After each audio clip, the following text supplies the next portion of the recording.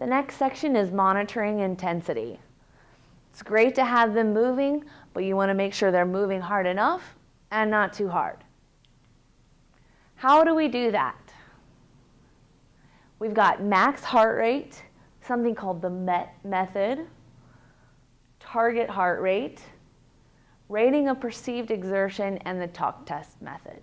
I'm going to go through the 5 of these in detail, show you how you can find them, how to calculate them, and figure out the right areas for your person. Now, max heart rate. I start with max heart rate because it's used in a couple of the other calculations. Now, in these calculations, we have the number 220 minus your age. This is the formula, just because. So just know 220 minus your age will give you your max heart rate. Within this, we have heart rate intensity ranges. So for a beginner, for an intermediate, and an advanced client, you want to work within these certain ranges. We talked about that in the previous segment. But just to bring it up again, these ranges are where you want to start a client of a certain fitness level. Now, the formula, there's 2 versions. There's the max heart rate, high and low. And the target heart rate, low, 220 minus the age times the percent range that you're trying to find out. So if they're a beginner, you want to find out they're 60% and they're 70%.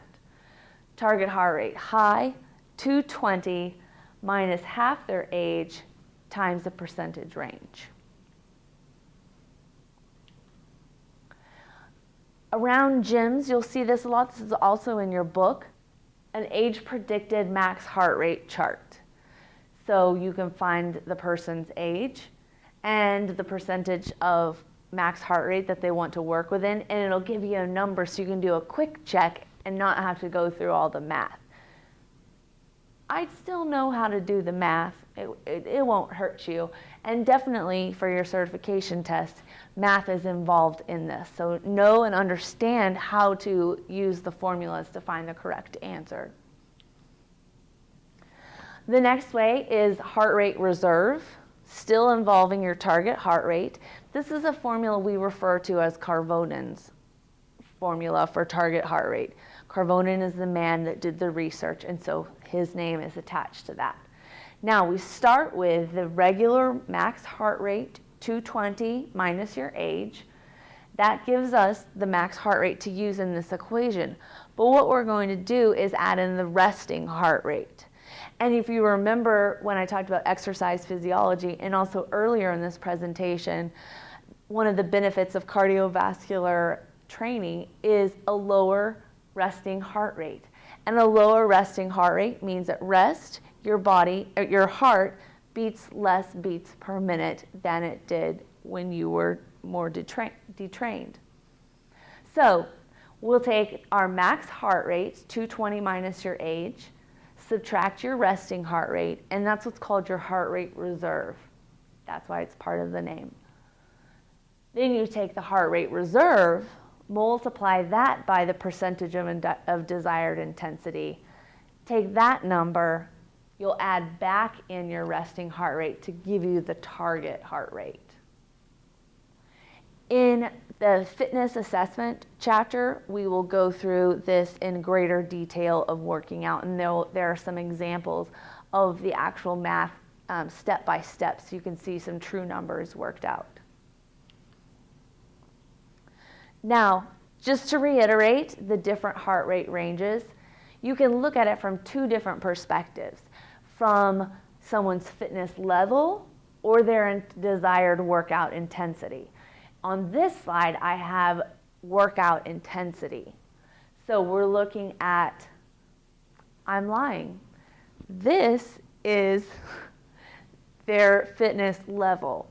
So someone that is of low cardiovascular fitness, you'll start off at your 50 to 60% range. And it typically, we've got it going up in 10% for each fitness level. Now, I do have noted here that there are different classification ranges for different exercise intensities. I know that's coming, so just sit tight. Here's an example of heart rate reserve. We have the example of a 40-year-old person, man or woman, gender is not involved in this equation. Their resting heart rate is 80 beats per minute.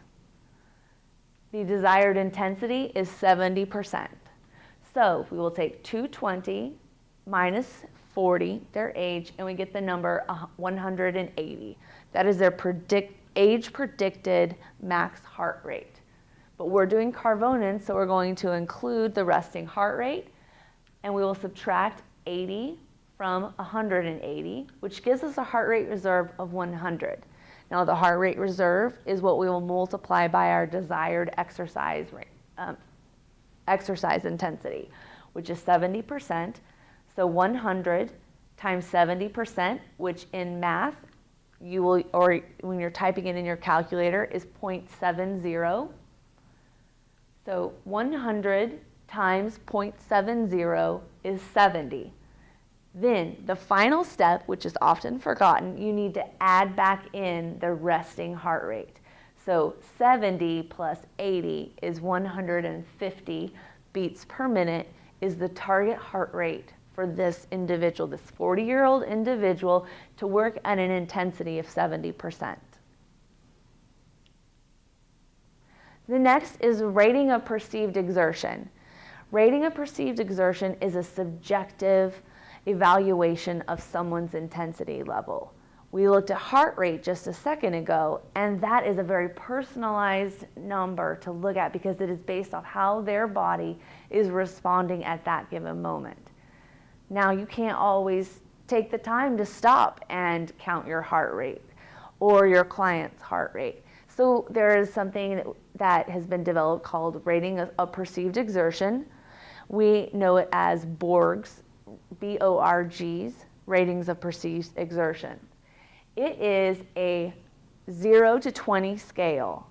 And the reason that the numbers are lined up that way is the 6 on the 0 to 20 is meant to correlate with 60 beats per minute.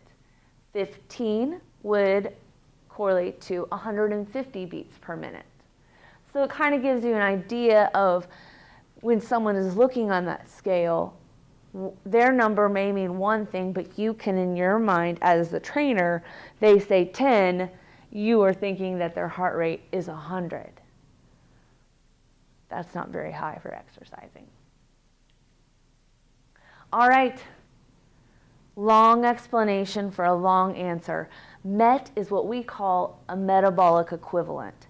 When you're looking at Vo2 Max, you remember Vo2 Max is the body's consumption of oxygen.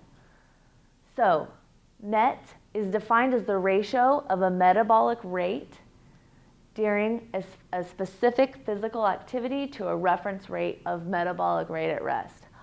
Blah, blah, blah. It is milliliters per kilogram per minute. This is not a very common unit for us to use, but it is something as a professional in the fitness industry, you need to be aware of what this is. METs are used in research. There are settings on cardiovascular equipment that can measure someone's output in METs, but it's not something you will typically refer to a client because they are most likely not going to know what you're talking about either. However, looking at the METs, it is milliliter of oxygen per kilogram of body weight per minute. So like I said, just be familiar with what a MET is. And the last way to monitor intensity is the talk test. Now, I like to look at the pauses in someone's talking. If I were to read the bottom line of this, easily determines comfort zone of intensity. I'm just standing here talking to you, so for me to say that doesn't require much. Now, the higher my intensity is, my oxygen can't be wasted on chitter chatter. My muscles need it to keep moving, to keep processing energy to use in the muscular contraction. So I'm not going to have all of that, just the access to my air that I need whenever I want. So I might say, easily determines comfort zone of intensity. Well, that's pretty moderate. I'm probably, working or doing something because I needed to take a break. But the more frequent the breaks are, the higher your intensity is. And a great measure of high intensity is the eyes, don't talk to me right now.